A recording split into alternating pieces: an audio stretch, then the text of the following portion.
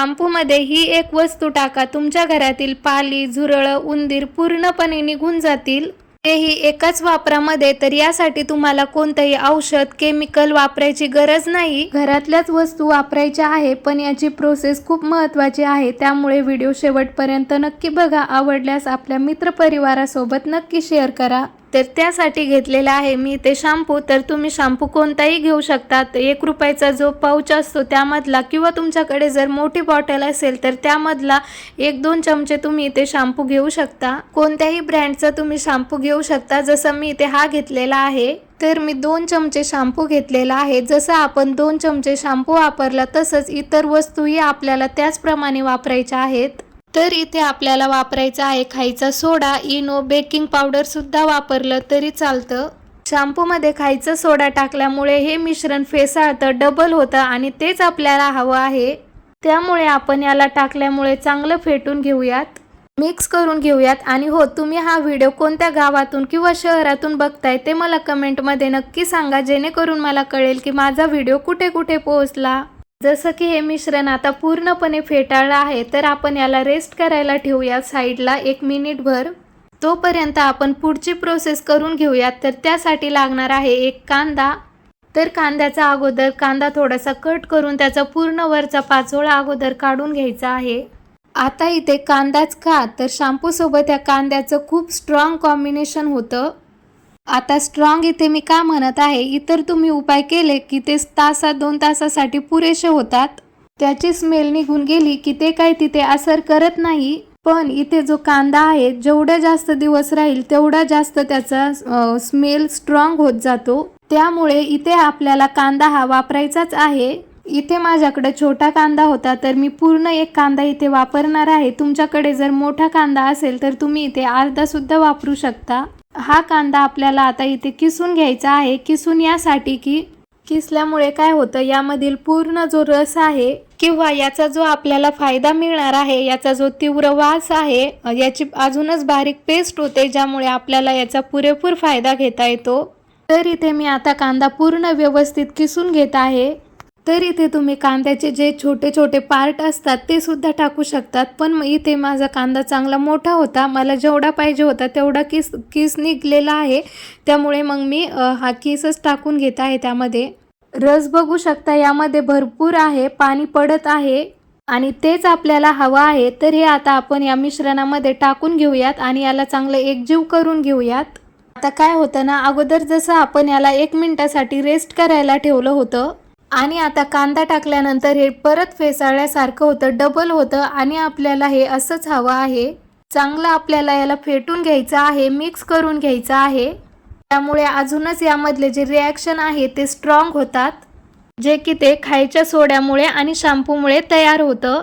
तर आता बघा, हे मिश्रण जे आहे तर ते आता चांगलं फेसाळलेलं आहे. तर आपण याला आता साईडला ठेवू आणि पुढची प्रोसेस करू. तोपर्यंत त्यासाठी आपल्याला अजून 1 वाटी लागणार आहे, किंवा इतर कोणतंही भांडं घेतलं तरी सुद्धा चालतं. तर त्यामध्ये 1 कप पाणी आपल्याला टाकायचं आहे आणि ह्या पाण्यामध्ये आपल्याला टाकायचं आहे 1 चमचा मीठ. इथे तुमच्याकडे सेंधव मीठ असेल, खडे मीठ असेल किंवा साधं मीठ असेल, कोणतंही मीठ तुम्ही यामध्ये टाकू शकता. 1 मोठा चमचा मीठ घ्यायचं, त्या पाण्यामध्ये टाकायचं आणि हे चांगलं विरघळेपर्यंत याला मिक्स करून घ्यायचं. आणि मीठ इथे खूप स्ट्रॉंग रिझल्ट देतं, त्यामुळे मीठ इथे स्किप करू नका. मिठाचा वापर इथे करायचाच आहे आणि हा उपाय मी तुम्हाला करून देखील दाखवणार आहे. आणि तुम्ही म्हणाल की खरंच घरामधील जे अनावश्यक जीवजंतू होते, पाली, झुरळ, मच्छर, उंदीर, हे सगळे नाहीसे होतात. आणि यासाठी आपल्याला आता अर्ध लिंबू लागणार आहे. अर्ध लिंबू मी इथे कट करून घेतलं आणि आता हे आपल्याला पाण्यामध्ये असं पिळून घ्यायचं आहे. पूर्ण अर्ध लिंबू आपल्याला या पाण्यामध्ये पिळून घ्यायचा आहे. लिंबाचा रस पुरेपूर आपण काढायचा. जर लिंबामध्ये जास्त रस नसेल तर पूर्ण लिंबू वापरा, कंजूसपणा करू नका. हे लिंबू चांगलं रसरशीत होतं, त्यामुळे अर्ध लिंबू मी घेतलं. ह्या पाण्यामध्ये आता हे मिश्रण टाकून घ्यायचं आहे, जे आपण साईडला रेस्ट करण्यासाठी ठेवलं होतं, जे की यामध्ये पूर्ण रिॲक्शन झालेलं आहे, फेसाळलेलं आहे. आता याला परत पाण्यामध्ये टाकून डायल्यूट करून घेऊया, मिक्स करून घेऊयात. जसं मी म्हणलं, ही प्रोसेस खूप सोपी आहे पण खूप महत्त्वाची आहे आणि याला तुम्हाला रोज रोज करायची सुद्धा गरज नाही. एकदा करून तुम्हाला याचा रिझल्ट मिळू शकतो. फक्त याला आता काय करायचं, चांगलं मिक्स करून घ्यायचं. कांद्याची जी पेस्ट आहे ती पूर्ण मिक्स झाली पाहिजे यामध्ये, त्याच्या गाठी झाल्या नाही पाहिजेत. त्यानंतर आपल्याला हळद लागणार आहे. चिमूटभर हळद यामध्ये टाकायची. हळद टाकल्यानंतर हे पूर्ण चांगलं मिक्स करून घ्यायचं आहे. यानंतर आपल्याला लागणार आहे मिरची, लाल तिखट मिरची घ्यायची आहे. पण त्या अगोदर आपल्याला याला 10 मिनिटं रेस्ट करायला ठेवायचं आहे. रेस्ट यासाठी करायला ठेवायचं, यामधले जे रिॲक्शन आहे ते स्ट्रॉंग व्हायला पाहिजे. त्यामुळं जसं की तुम्ही बघू शकता 10 मिनिटं झाल्यानंतर लाल मिरची लागणार आहे आपल्याला. तिखट आपल्याला लागणार आहे. नसेल तिखट तर दुसरा कोणता मसाला तिखट असेल तर तो वापरा. तोही नसेल तर मग हिरवी मिरची खलबत्त्यात ठेचून ती सुद्धा वापरू शकता. पण ती तिखट असली पाहिजे याची दक्षता घ्या. आता बघा, लाल मिरची पावडर टाकून मी याला चांगलं मिक्स करून घेतलं, ढवळून घेतलं. तर आता बघा, याला मी गाळून घेतलं, कारण कांद्याची जी पेस्ट होती त्याचे जे मोठे मोठे पार्ट असतात तर ते अटकले असते आपल्या बॉटलमध्ये, त्यामुळं.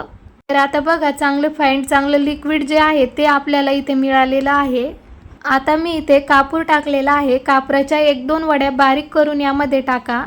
मी अगोदरच पावडर करून ठेवलेलं होतं ते टाकलं. कापूर खूप महत्त्वाचा आहे घरामधील कीटक घालवण्यासाठी आणि घरातील कुबट दमट वास घालवण्यासाठी सुद्धा. त्यानंतर आपल्याला घ्यायची आहे स्प्रे बॉटल. तुमच्याकडे जर स्प्रे बॉटल नसेल तर तुम्ही आपली पाण्याची जी बॉटल असते तर तिला सुई गरम करून त्या बॉटलला सुद्धा छिद्र पाडले तरी सुद्धा चालतील, म्हणजे आपलं स्प्रे बॉटल सारखं ते काम करतील. स्प्रे बॉटल मी याच्यासाठी म्हणत आहे की हे इक्वली लागतं आणि पाली वरती असतात तर मग हे त्यांच्यापर्यंत पोहोचतं, म्हणजे याचा आपल्याला पुरेपूर रिझल्ट मिळतो. टाकणं सोपं जातं आणि कमी लागतं स्प्रे बॉटलमुळे.